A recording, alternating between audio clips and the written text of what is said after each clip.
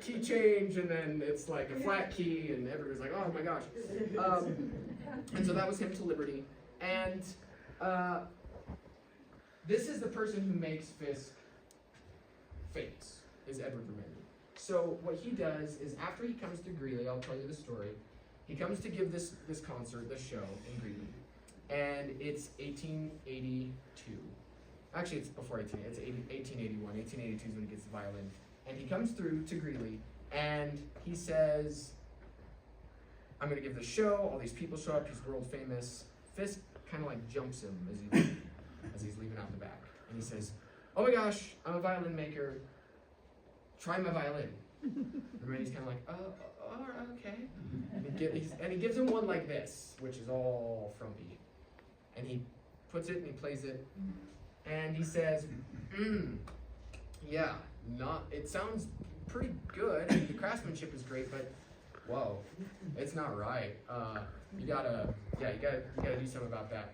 But he really, really appreciates the craftsmanship. And so I'm gonna read to you the letter that he writes to the Denver Daily Tribune, because what he does is he then gives him a French violin that he says, this is a violin that you should pattern off of, because what you have isn't a violin. It's not the correct pattern, it's all weird. Here's a violin that I play on, but you can have it to pattern off of, and when I come back in 14 months, have one of your violins ready for me. And then he comes back, and here's the letter that he writes after he comes back and tries Fisk's new violins with the new pattern. A notable letter highly complimentary to Mr. Fisk of Greeley. Now I'm going to read this whole thing because this will illustrate to you what Remenyi was like. From the Denver Daily Tribune, August 31st. It is not often I intrude upon the columns of newspapers, and when I do, it is not generally in my own interest. Besides, it is no earthly use whatever to write to a newspaper on his own behalf, because the newspaper is always on the right side, and the individual is always on the wrong one. I have not the least doubt that you will be pleased and perhaps astonished at the contents of my letter. Some 16 months ago, when in Colorado, I gave a concert at Greeley. After the concert, a gentleman by the name of Fisk called on me to show me a few violins of his own make, and asked my opinion about these instruments. I told him candidly that the workmanship was very good, more excellent, but the form was abominably hideous, and the varnish, which is so essential to a violin, was simply ugly. The tone was not bad, but by no means good. With all these shortcomings, I saw that Mr. Fisk was absolutely in the dark about the classical and beautiful lines, which are so conspicuous in the violins of the masters, especially of the great masters up to 1740. I name the two greatest, Antonius Stradivarius and his great pupil and his equal, Joseph Guarnerius. Mr. Fisk had no idea about those perfect forms, but as I stated before, I saw that his workmanship was more than neat, it was nigh perfect, and I saw also clearly that all he wanted was to have a fine pattern. I had at that time a very bad French violin, which sounded more like a boot jack than the divine instrument I represented, but it was worked after the classical form of Antonius Stradivarius. I told Mr. Fisk that I would be very glad to guide him in this art, and that I would send him the French violin. Of course, I insisted only upon the form, not on the tone. To make a fine formed violin with a magnificent tone, the maker must be an artist, and he must put all his heart and soul and inspiration into his work. Mr. Fisk got my French violin about 14 months ago, and that was the last I heard of him. I arrived in Colorado last Tuesday, and I gave my first concert on the same evening in Greeley. When I arrived in Greeley, Mr. Fisk was faithfully awaiting for his equally faithful fiddler. The fiddler was I. He walked with me to the hotel and put the fiddle box on my bed, took out the newborn child, I mean the fiddle, and I saw at a glance that this time it was not a fiddle, but a real, genuine, classically formed violin, and absolutely perfect in workmanship, much more perfect than my French violin after which Fisk worked. The only question that remained to be seen, or rather to be heard, was its tone.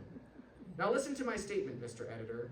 A woman may be beautiful, but her beauty does not imply goodness. Not so with a violin.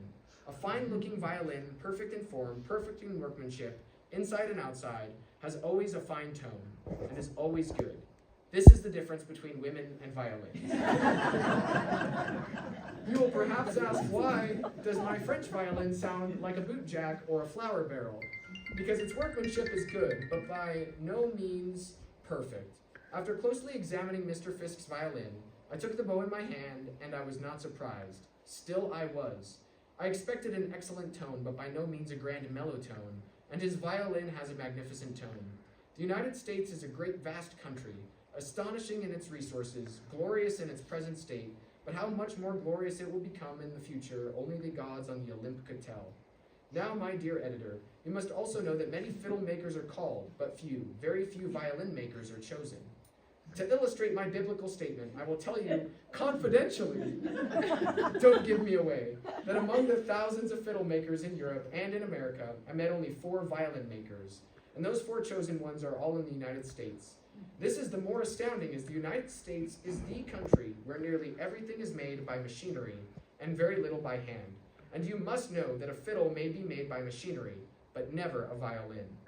Every part of a violin must be worked by human hands. You know the good adage that an inch goes a great ways on a man's nose, but on a violin, 100th part of an inch on the wrong side may destroy the whole violin. You know, I had not heard that. From this statement, you may deduct how delicately a violin maker, not a fiddle maker, must proceed in his minute and thoughtful working. Good and grand violin makers are like poets, few and far between. The revenant en mouton, as I said before, I met only 4, and those 4 are in the United States, none in Europe. One is Mr. Germunder, Astoria, New York. He is a German and a pupil of Voiram in Paris. He is a fine violin maker. The second gentleman is Mr. Colton in Brooklyn, New York. He is a gentleman amateur violin maker, a lineal descendant of Benjamin Franklin on his mother's side. And as I said, he is an amateur, but his genius made him an artist. He is a fine violin maker. The third is Mr. Heskett in Columbus, Ohio. He is an Ohio man, and I believe there's an Ohio man of one sort or another to be found even in the moon. The fourth Corpheus in this small constellation of violin maker stars is Mr. Fisk in Greeley, Colorado. Now, this is all I have to state. If you want to be proud of Mr. Fisk, don't burst up all Colorado for this fiddling matter. Leave some silver and gold in the mines yet. He will back up all I stated of him, and to prove to you that this is so, I will only add that the Denver public will hear this violin. So will they hear it all over Colorado, all over the United States, and all over the world. If this letter is too long, please don't print it, but if you publish it, do it as I send it. Don't correct and embellish it. I have my own fiddle-dee-dee style, and that is all the excuse I have for the longness of this letter. I am, my dear editor, your very obliged servant, Edward Remeni, Greeley, Colorado, August 29, 1883. P.S. So at the time, I'll read this to you. P.S. I am not a lady.